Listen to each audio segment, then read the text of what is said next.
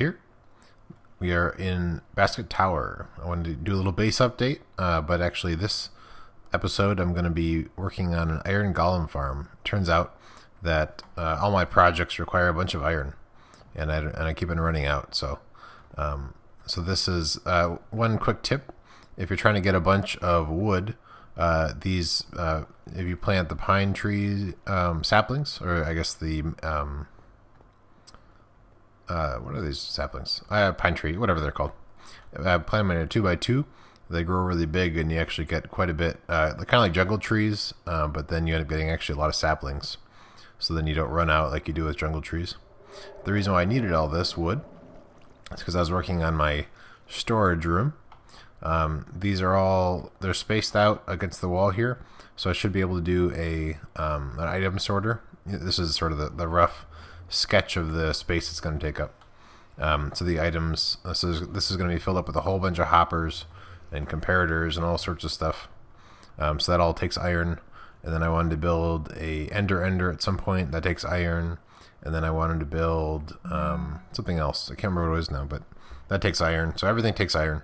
So I wanted to make an iron golem farm first. I'm not going to go through, not going to show it all, just because I'm going to just follow the tutorial that I have in the description. But yeah, so I'm gonna scope out that spot. It's going to be an underground one, so it's a little bit different design than your typical one. The other thing I wanted to show off, this is a item elevator where there's actually glass in here, and it goes all the way down to near the bedrock. It goes down to the bottom floor, and so right now it just goes into these chests. But once I have more hoppers, it'll go through the item sorter, and that way on each of the different levels of this place, and then I also have this little sort of utility mini floor in between the floors. So down here I could have maybe like a wheat farm or a chicken farm or some sort of different farms, and then the stuff can drop into a water chute, go into that corner, go into the system, and then move up and then be stored properly.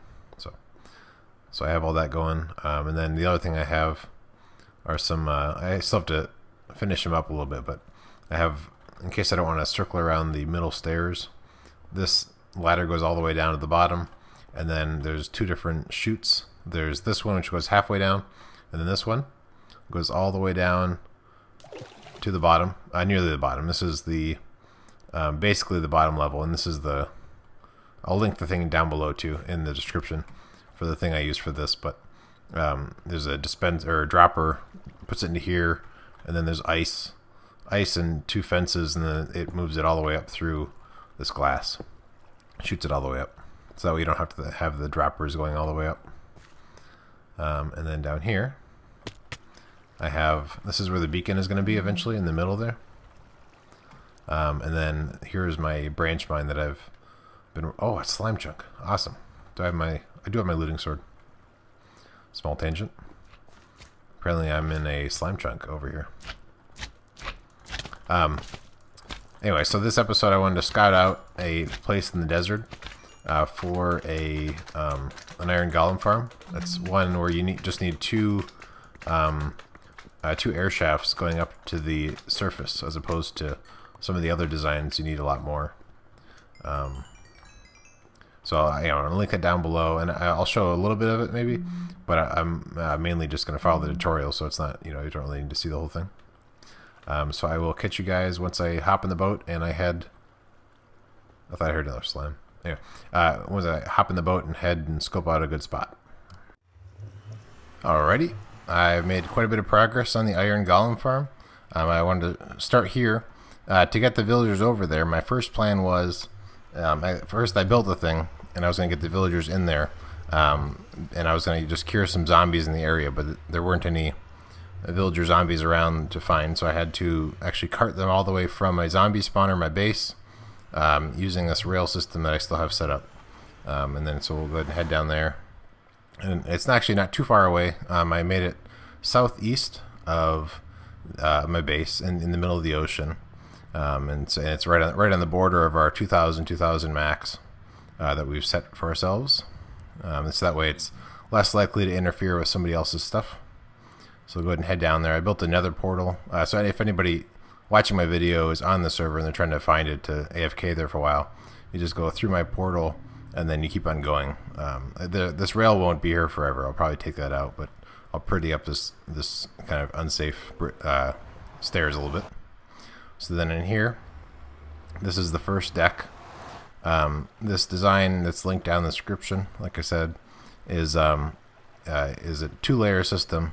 So then this one, not much to look at. There's the potential that they'll spawn in here, and also pigmen. I didn't want them to interfere with stuff, so they just sort of hang out here. We'll go down a level.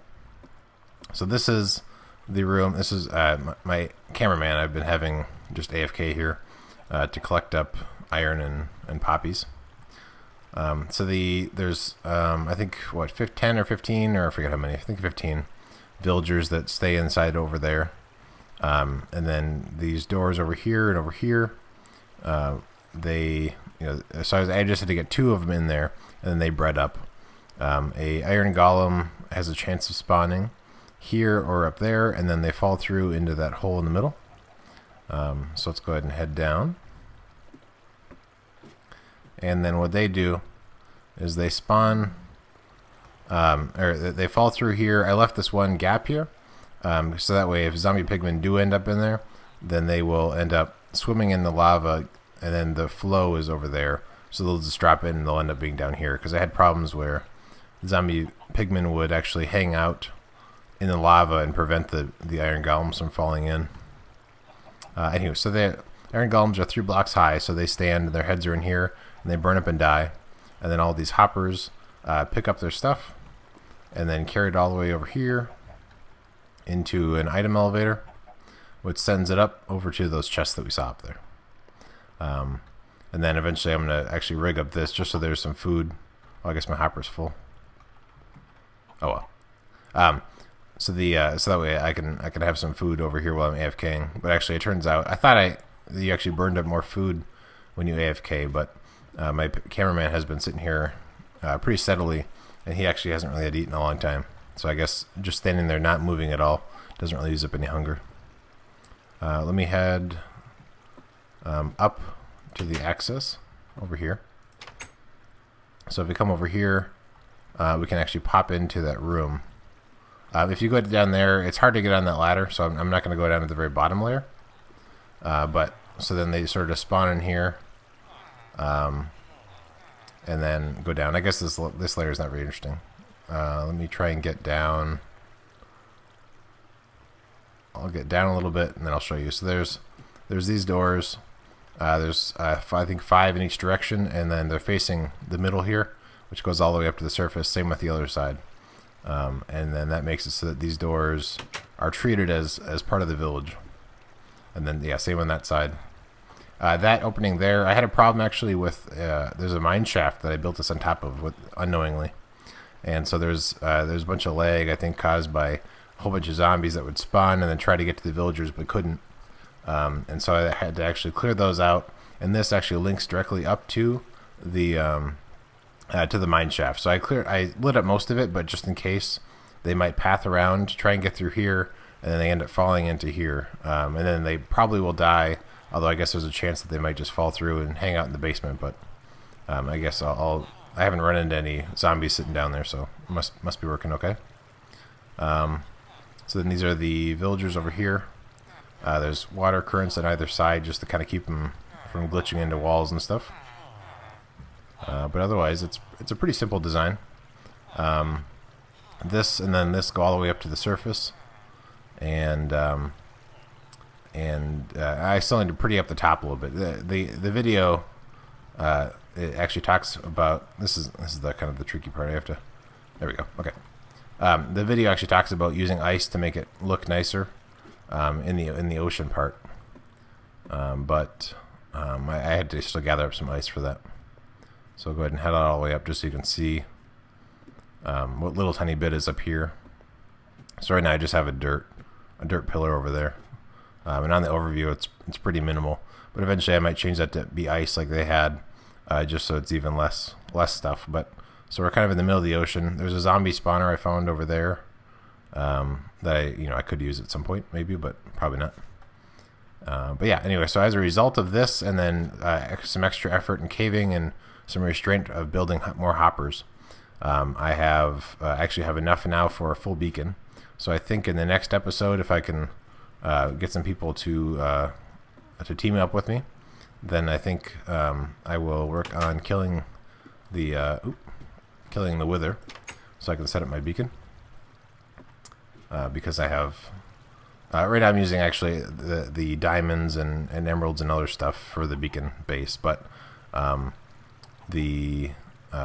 eventually I'll be able to replace more of it with iron. But anyway, so this is it for this episode. Storm. And then next episode, yeah, like I said, will be the wither fight. Hopefully, we'll see, or it'll be other base stuff. So thanks for watching. Ooh, that's really close. Thanks for watching.